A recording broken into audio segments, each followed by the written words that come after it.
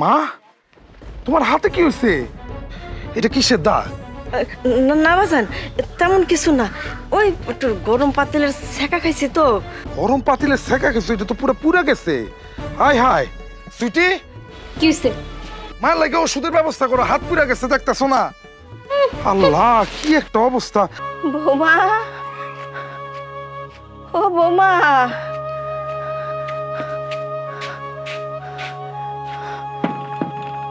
বৌমা, বৌমা, ও বৌমা, আমার বাজারের ঘুম কি ভাঙছে মা? ও বৌমা, সাত সকালবেলা চিল্লাচিল্লি করতেছেন কেন? কয়টা বাজে এখন দেখছেন? দরদ একেবারে উতলায় পড়তেছে এখন, তাই না? রাইতে বেলা বাজার আইছে তো, অন্ধকারে ভালো করে দেখতে পাই নাই, তাছাড়া চোখেও দেখি না। বাজানের মুখটা দেখলে একটু পরানটা জুড়াইতো। পরাণ জুড়াইতো নাকি বউয়ের নামে বদনাম করতে আইছিলেন? কোনটা? সিসি, এইটা তুমি কি কইতাছো বৌমা? তুমি তো আমার মাইয়ার মতন, আমি তোমার নামে বদনাম করতে যাবো কেন? কি ফেরেস্তা রে, ফেরেস্তার ঘরে ফেরেস্তা। যখন গ্রামে গ্রামে গিয়া বউয়ের নামে বদনাম করেন তখন লজ্জা করে না? একটু ডাক দাও না মা, দেখে নয়নটা একটু জুড়াই। দেখার সময় কি চলে গেছে? জার্নি করে আইছে, একটু ঘুমাক। আর তাছাড়া আপনার পোলা কইতে খাইছে জানেন? ইউরোপ থেকে আইছে। ইউরোপ কত দূর তা তো জানি না, তো মেলা দিন বাজানরে দেখি না, সেইটা জানি। এত বছর পর বিদেশ থেকে আইছে, এখন একটু শান্তিতে ঘুমাইতে দেন। মার মন তো দেহার লেগে মনটা খালি আনসান আনসান করে। ঠিক আছে, ঘুম থেকে উঠলে আপনারা ডাক দিমুনি। এখন এই দরজার সামনে দাঁড়ায় আল্লাহর রাস্তে চিল্লাচিল্লি করেন না। বুড়া মানুষ তো, চিল্লাচিল্লি করা একটা স্বভাব। তাই তুমি কিছু মনে করো না মা। মনে করার কি আর কোনো উপায় আছে? মনে করলেই তো পোলার কাছে গিয়া লাগাইবেন। খাইতে দেই না, ওষুধ দেই না, ঘুমাইতে দেই না, ঠিক মতো সেবা যত্ন করি না, এগুলাই তো গিয়া কইবেন।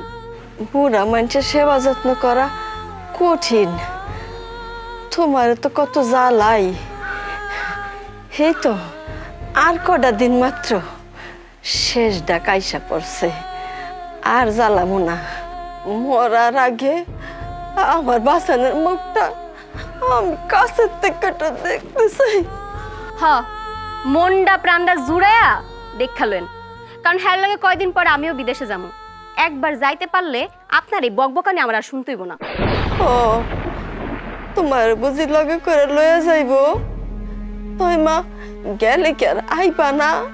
আইলে আইতেও পারি, কিন্তু ততদিন আপনার কবরে গাছ জ্বালায় যাইব।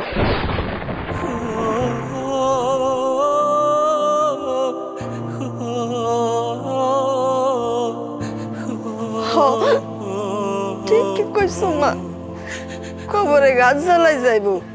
বাপ জানতে দেখতে না পারলে বাইসা থেকে লাভ কি? জানো বৌমা, বাজানো না অনেক কষ্ট করে পালছি, অভাবের সংসার তো।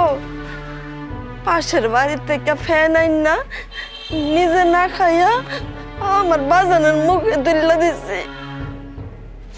এর লিগে তো বাজানটা দেওয়ার লিগে মনটা পুরে আমার। ঠিক আছে, বুঝছি। আমারে দেখলেই আপনার ভাষণ শুরু হয়ে যায়, জ্ঞান দেওয়া শুরু করে দেন। কেন আপনার কাছে এইসব ভাষণ শুনতেছে? আমি তো হেরেই বুঝি না। আচ্ছা, যাইতাছি। আমার বাজানে উঠলে আমার একটু ডাক্কা দিও। হ্যাঁ, দিনের আলে মুখটা দেখতে পারলে আমার পরানটা চুরাই যাইব। আমি তোমারে আর জ্বালাবো না মা, আর জ্বালাবো না।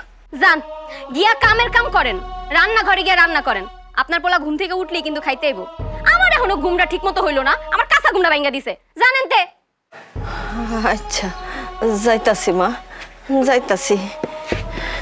চোখে ঠিক মতো দেখেন, এবার বাপজানের মুখ দেখতে আইছে নেকা। সাবধানে আসো, পড়ে যাবো তো। সাবধানে আসো, সাবধানে আসো।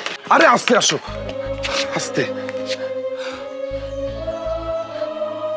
বাজান, ও বাজান, কদিন বাদে আমার বাজানটা দেখছি। আমার বাজানের কদিন বাদে দেখছি বাজান। ভালো আছিস তো বাজান? আছি আমার। তুমি এত কান্নাকাটি করতেছো কেন? তুমি কান্নাকাটি থামাও। এটা আনন্দের কান্দন রে বাজান। তুই কেমন আছোস? কতদিন পর আমার বাজারের মুখটা আমি দেখলাম। বাজান বাজান, তোর মুখটা মন কালো লাগতেছে কেন? আমি ঠিক আছি মা, তোমার হাতে কালি তো, তোমার হাতের কালি আমার গালে লাগে গেছে, এই কারণে আমার কালো লাগতেছে। এখন যাও, তুমি হাতটা ধুইয়া নিয়ে আসো, যাও। ও, হাত তো ধুই নাই। তুই যখন ছোট ছিলি এই হাতে গোবর থাকলেও তুই লাভ দিয়ে আমার কোলে এসে পড়তি। মা, আমি কে এখনো ছোট আছি? শোন, মার কাছে পোলাপান সব সময় সেই ছোট্ট বাজানি থাকে। আরে আমি বিয়ে করছি, আমি এখন ইউরোপের সিটিজেন, তোমার আমার এখনো বড় লাগে না? আরে বাজান, গায়ে গতরে বড় হইলেও সন্তানেরা মার কাছে সেই ছোট্ট বাজানি থাকে। আচ্ছা, বুঝছি বুঝছি। এখন শোনো, তুমি রান্না বান্না শেষ করে গোসল করো, গোসল টোসল করে ফ্রেশ হয়ে আমার ঘরে আসো।